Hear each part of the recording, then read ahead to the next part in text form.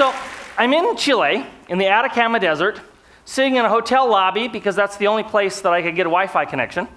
And I have this picture up on my screen, and a woman comes up behind me. She says, "Oh, that's beautiful. What is it? Is that Jackson Pollock?"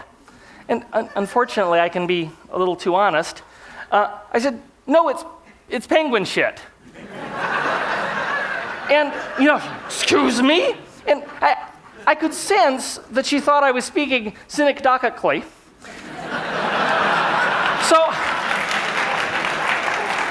So I said, no, really, it's penguin shit.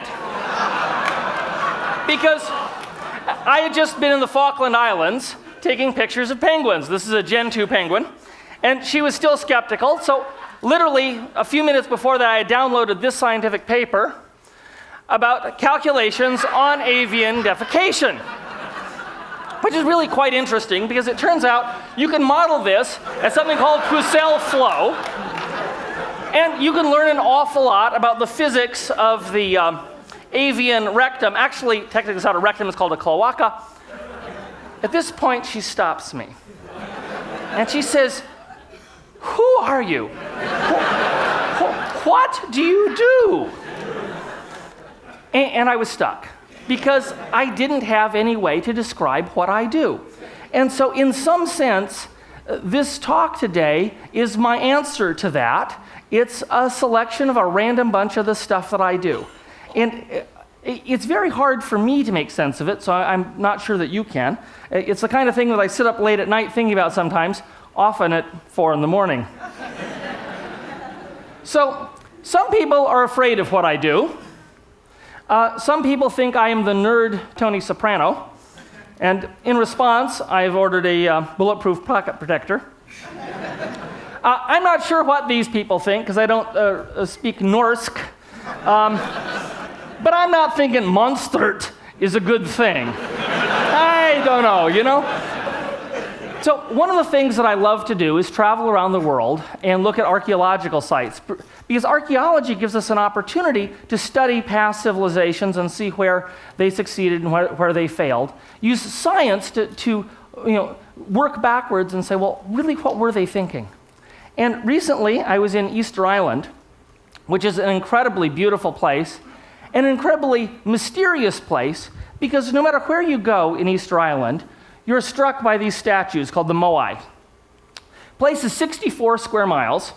They made, so far as we can tell, 900 of them. Why on earth? And if you haven't read Jared Diamond's book, Collapse, I totally recommend that you do. He's got a great chapter about it. Basically, these people committed ecological suicide in order to make more of these.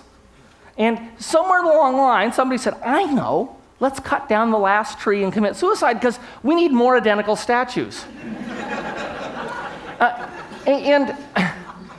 One thing that isn't a mystery, actually, when I grew up, so I was a little kid, I've seen these pictures, I thought, well, why that look on the face? Why that brow? I mean, it's such a powerful thing. Where did they get that inspiration? And then I met Yo-Yo, who is the native Rapa Nuian guide, and if you look at Yo-Yo's face, you kind of figure out where they got it.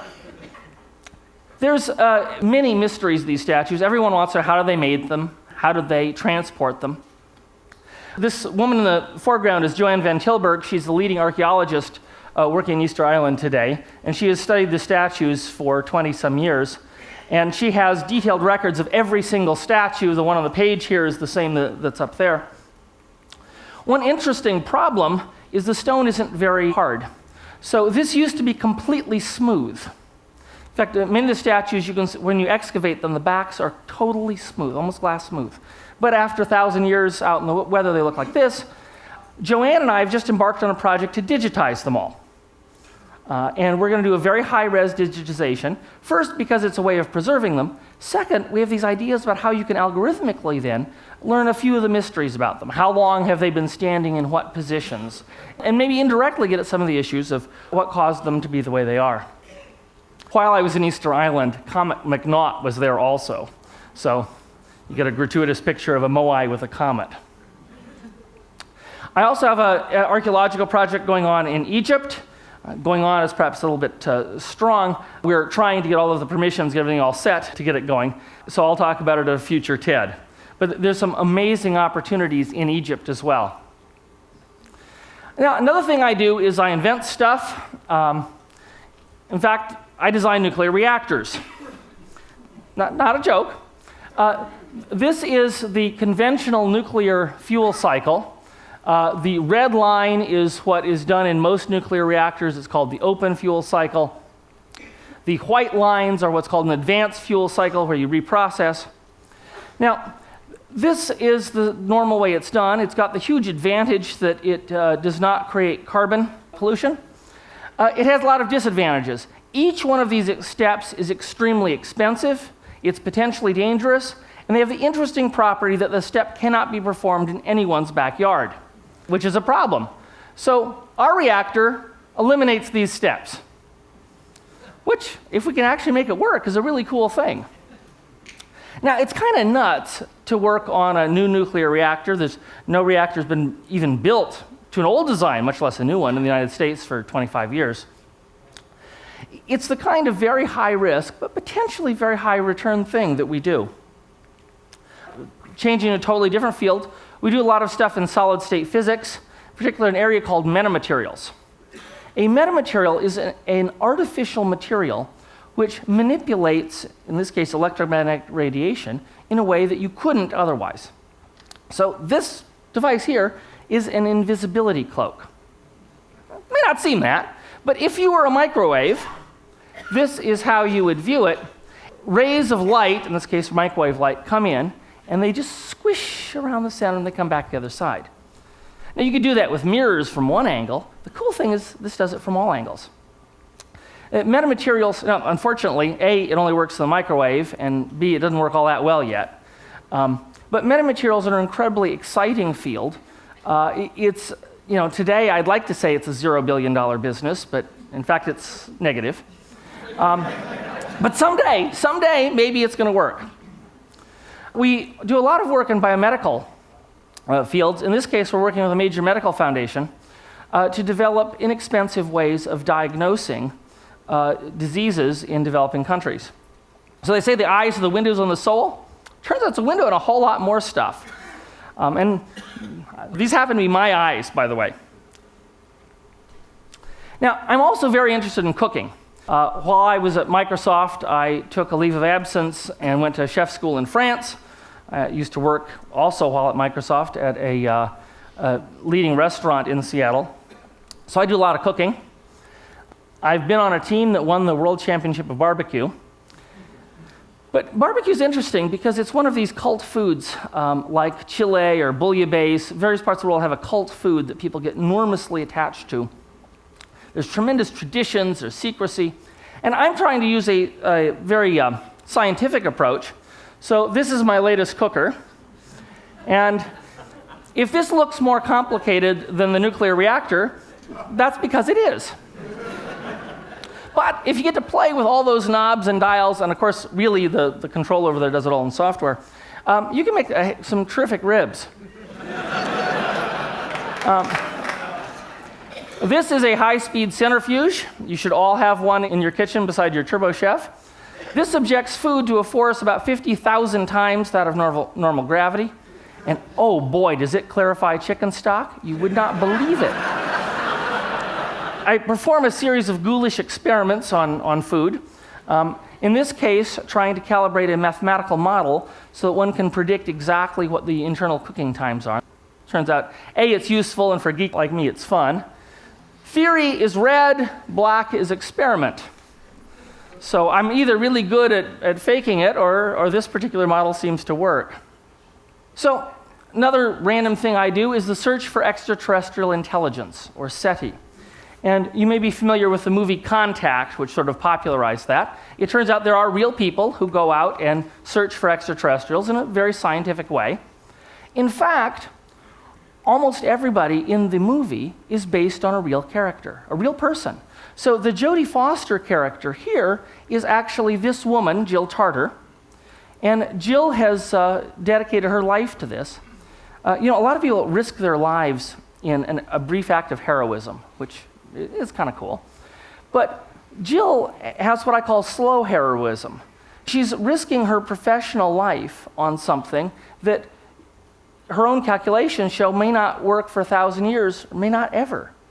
So I like to support people that are risking their lives. After the movie came out, of course, there's a lot of interest in SETI. My kids saw the movie, and afterwards they came to me and they said, "So Dad, so that character, that's Jill, right?" I said, "Oh yeah, absolutely. And that other person, that's so," and I said, "Yes." He said, "Well, you know that creepy rich guy in the movie? Is that you?" I said, "Well, it's just a movie, come on." So the SETI Institute, with a little bit of help from me and a lot of help from Paul Allen and a variety of other people, is building a dedicated radio telescope in Hat Creek, California, so they can do this SETI work.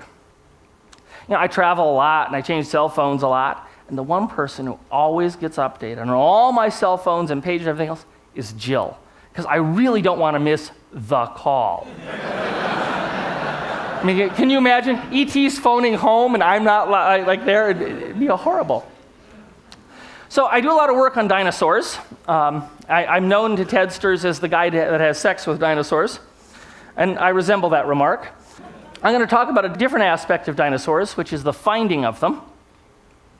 Now, to find dinosaurs, you hike around in horrible conditions looking for a dinosaur. It sounds really dumb, but that's what it is. It's horrible conditions because wherever you have nice weather, plants grow. And you don't get any erosion, you don't see any dinosaurs. So you always find dinosaurs in deserts or badlands, areas that have very little plant growth and have flash floods in the spring. Skiers pray for snow, paleontologists pray for erosion. So you hike around, and this is after you dig them up, they look like this. You hike around, you see something like this. Now this is something I found, so look at it very closely here. You've got this bentonite clay, which is sort of swells up and expands, and there's some stuff poking out. So you look at that, and you look up close, and you say, well, gee, that's kind of interesting. What are all of these pieces? Well, if you look closely, you can recognize actually from the shape that these are skull fragments. And then when you look at this, you say that's a tooth. It's a big tooth. It's about the size of a banana, and it has a big serration on the edge. This is what Tyrannosaurus rex looks like in the ground. And this is what it's like to find a Tyrannosaurus rex, which I was lucky enough to do a few years ago. Now, this is what Tyrannosaurus rex looks like in my living room. Not the same one, actually. This is a cast which I had bought, and then after buying the cast, I find my own, and I don't have room for two. So the thing that's wonderful for me about finding dinosaurs is that it is both an intellectual thing, because you're trying to reconstruct the environment of millions of years ago. It's something that can inform all sorts of science in unexpected ways. The study of dinosaurs led to the realization that there's a problem with asteroid impact, for example. The study of dinosaurs may literally one day save the planet. Study of the ancient climate is very important. In fact, the Mesozoic, when dinosaurs lived, had much higher CO2 than today, was much warmer than today, and is one of the interesting proof points for the effects of CO2 on climate. But besides being intellectually and scientifically interesting, it's also very different than the other things I do, because you get to hike around in the Badlands. This is actually what most dinosaur research looks like. This is one of my papers. A pygostyle from a non-avian theropod. It's not as gripping as dinosaur sex, so we're not going to go into it further. Now, I'm also really big on photography. I travel all over the world taking pictures. Some of them good, most of them not. These days, bits are cheap. Unfortunately, that means you got to spend more time sorting through them. Here's a picture I took in the Falkland Islands of king penguins on a beach. Here's a picture I took in Alaska a few years ago of orcas. I'd gone up to photograph orcas, and we had looked for a week, and we hadn't seen a damn orca.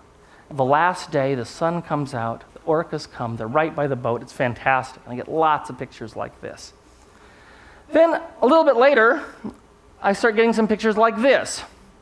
Now, to a human audience, I need to explain that if Penthouse magazine had a marine mammal edition, this would be the centerfold.